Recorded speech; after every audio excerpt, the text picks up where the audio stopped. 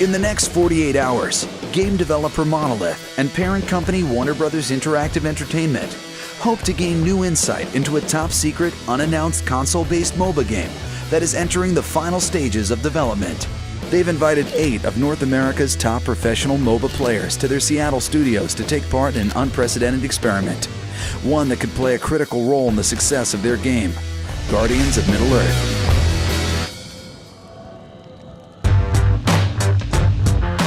We're really excited to show you the game today.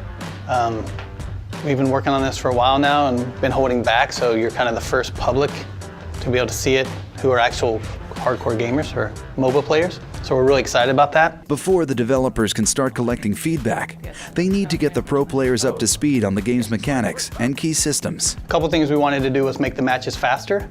We thought gamers would want to be in and out and on to the next round faster than you typically find in a PC MOBA. The other thing is, in general, all of the things that you put on your loadout are going to be stuff you slowly progress to unlock over the course of playing, leveling your profile, and earning coins to use to unlock all these different things. Bringing in a group of professional MOBA players to sort of give us feedback is a huge win for us trying to feel it out. Obviously, our day job is trying to make the game. Their day job is playing the game and really understanding what works and doesn't work about it.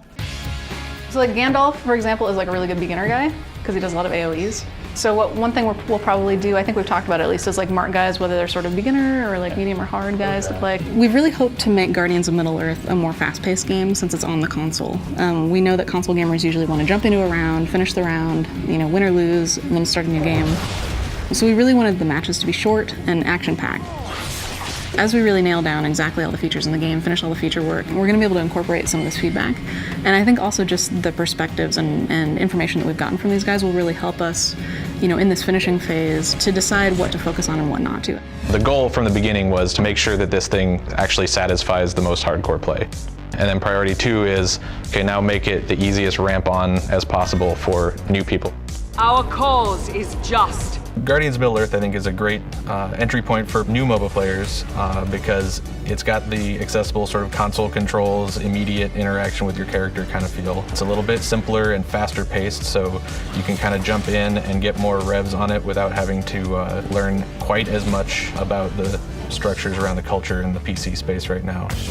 With a firm grasp of the basics, the pros are ready for battle. For the developers, this is their first chance to see how professional players react to the game.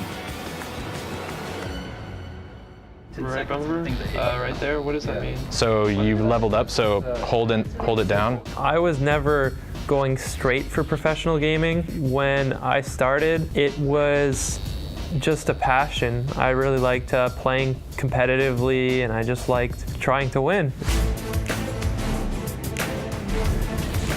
So we did the intro this morning, got a bunch of feedback from you guys already, just digging into the menus and everything. So finally gonna actually start a 5-on-5 match. You actually play against each other, or at least the 8 pros, and then we'll have 2 of the developers in the last couple slots here. So now you have 1 minute to do your loadouts if you haven't already set them up. But right now they're trying to defend, their tower is actually being pushed a little already. But they have 2 Guardians in the bottom lane trying to push back. He's about to kill Legolas. He did. He finished Legolas. The biggest surprise of the day so far is how quick they adapt to the controls. Soren's fun because he has like a dash that also stealths him, so you can dash behind enemy lines and stealth and then knock guys back into your tower, which is really awesome. It's been fun to really pick out those things that I think that fans of the lore are going to recognize, but also I think gamers will recognize how much depth there is behind each of these characters. The developers are working towards a balanced game where no one player has a distinct advantage and matches end around a sweet spot of 15 minutes. But the players are finding that not all Guardians are created equal, and matches last twice as long as expected. Oh, now you're going to prolong it because you're actually going to kill all of them, huh? Oh my God. That was close. Oh that was my close. God. I think I just 1v5'd them and then killed everybody. I started playing games, well, I wouldn't say professionally, but I started playing games a lot as an escape from reality, I guess, and now it is the reality, so I'm quite happy with that. In the last half hour here playing this, how does it feel for just picking it up? And it's pretty easy picking it up. I mean, I think it takes about 5 minutes to figure out what the skill does, and really you just give it a little bit of thought. You get a really general sense of how the character should be played. I think the biggest struggle for me was like trying to figure out how to use my ultimate as a melee squishy DPS that also has a melee ultimate, where I'm like, oh man, it's AoE, I want to hit as many people as I'm dead. It was fun though. Like, if I actually got into range of 5 people and they didn't instantly kill me, then I could deal damage. As the clock winds down on day 1, players meet with the developers to discuss the matches and their recommendations for making the game more balanced and fun to play. It feels like a little too snowbally.